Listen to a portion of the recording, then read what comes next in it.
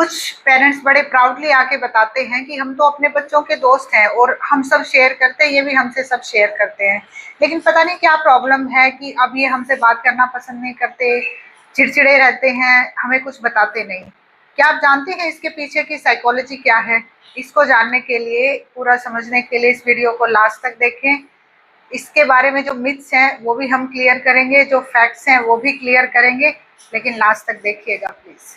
इसके पीछे की साइकोलॉजी है कि जब भी आप पेरेंटिंग कर रहे हो तो वो जो पेरेंटिंग स्टाइल है उसका एक खास प्रभाव पड़ता है पेरेंट चाइल्ड रिलेशनशिप पे।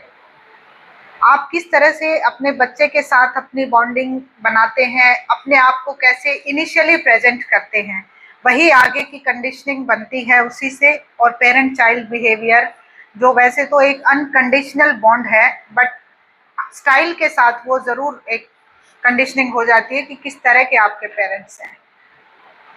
अब जो पेरेंट्स ऐसे कहते हैं कि हम अपने बच्चे के दोस्त हैं, वो कब तक दोस्त बने रह पाते हैं और कब वो पेरेंट्स बन जाते हैं, उसके पीछे कुछ ऐसे फैक्ट्स हैं। इसको इस तरह से समझते हैं, एक एग्जांपल लेते हैं।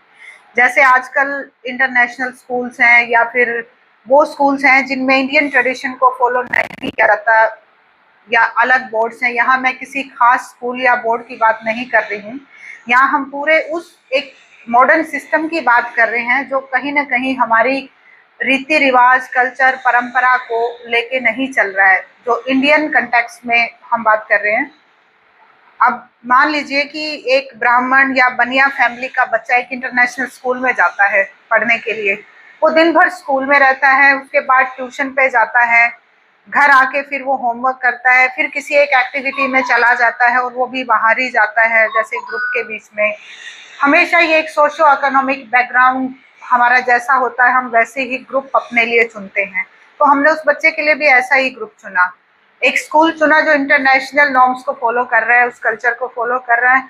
एक ग्रुप चुना जिसमें एक्टिविटीज होती हैं वो भी कुछ इसी तरह का है, जो मॉडर्निज्म को फॉलो कर रहा है।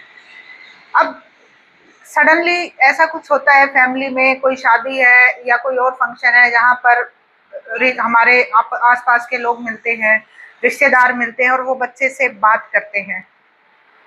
और जब उन्हें ये पता चलता है कि हमारा बच्चा हमारे रीति रिवाज परंपरा को नहीं समझ पा रहा, तो उनका एक कमेंट बड़ा जल्दी आ जाता है, क्या तुम ये भी नहीं जानते अपने देश के बारे में, अपने परिवार के बारे में, अपनी जाति के बारे में, या हम जहाँ रहते हैं अपनी भाषा के बारे में। जैसे कि हिंदी, आजकल ज्यादातर बच्चों को हिंदी बोलने में बहुत दिक्कत है, लिखने में भी बहुत दिक्कत है, समझने तक ठीक है। तो ये जो चीजें हो रही हैं, मेरा कहने का मतलब ये नहीं है कि आप बच्चों को इंटरनेशनल स्कूल में ना पढ़ाएं, आप बच्चों को वो एजुकेशन ना दें, आप बिल्कुल दीजिए, लेकिन साथ ही साथ उन्हें समय भी दीजिए इस चीज के लिए कि वो अपने कल्चर, अपनी ट्रेडिशन को समझ पाएं। इसके अंदर पेरेंटिंग स्टाइल का क्या रोल है, जिसपे हम अभी तक बात कर रहे हैं।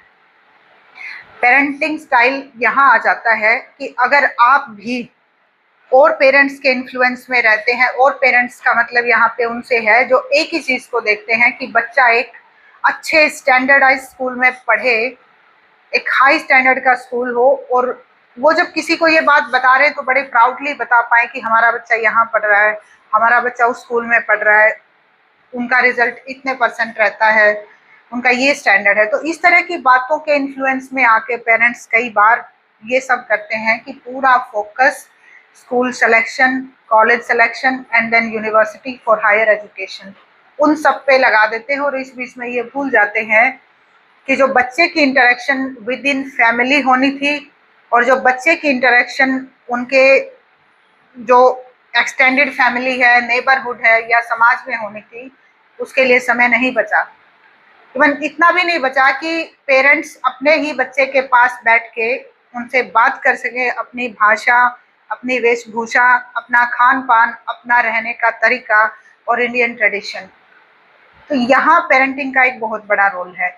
अब जो मैंने वीडियो के सबसे शुरू में कहा कि कब पेरेंट्स पेरेंट्स बन जाते हैं और कहाँ तक फ्रेंड रहते हैं, उसको आप यहाँ समझिए कि बच्चा जब प्यूबर्टी की स्टेज को क्रॉस करके टीनेज में जा रहा होता है, तो अब क्योंकि वो शुरू से वही पढ़ता आया है, वही सीखता आया है, स्कूल में भी, अपने आसपास भी, अपने प्ले ग्रुप में भी, तो वो उसी तरह की एक कल्चर को फॉलो करेगा। जैसे जैन जी, फिर ये कहते कि ये बच्चे हमें समझ ही नहीं आते, इनके दिमाग में क्या चल रहा होता है हमें नहीं समझ आता। तो यहाँ पे पेरेंट्स की एकदम से उनका माता पिता वाला रूप बाहर आता है कि क्या हो गया है तुम्हें, हमें सब कुछ बताते थे और अब कुछ भी नहीं बताते हो क्योंकि टीनेज आ गई है। अब उन्हें एक जनरेशन गैप भी महसूस होता है। क्यों? क्योंकि अब पेरेंट्स ये चाहने लग गए कि हमारा बच्चा बड़ा हो गया है और हमारी रीति रिवाज, कल्चर, परंपरा को समझे। पर वो कैसे समझ पाएगा? आप जरा सोचिए कि इन पिछले 17-18 सालों में क्या आपने कभी भी इस बारे में अपने बच्चे से बात की? कभी भी आपके स्कूल में पढ़ाया गया इन चीजों के बारे में?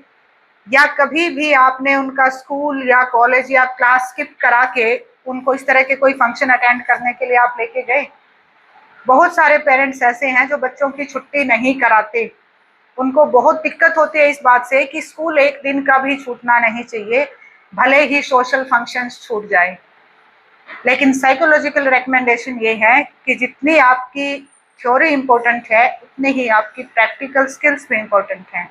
अगर आप स्कूल में साइकोलॉजी पढ़ते हो तो उसको प्रैक्टिकल लाइफ में लगाएं। अगर आप स्कूल में सोशियोलॉजी पढ़ते हो तो उसको समाज में लगाने के लिए भी अपने आप को टाइम दें। अगर आप मैथ्स वहाँ पढ़ते हैं तो मैथ्स को अपनी रूटीन लाइफ में भी डालें। उसको आप लेन देन से, बार्टर सिस्टम जो हम बात करते हैं उसके थ्रू समझ सकते हैं। पर वो टाइम कभी भी हम बच्चों को नहीं देते हैं।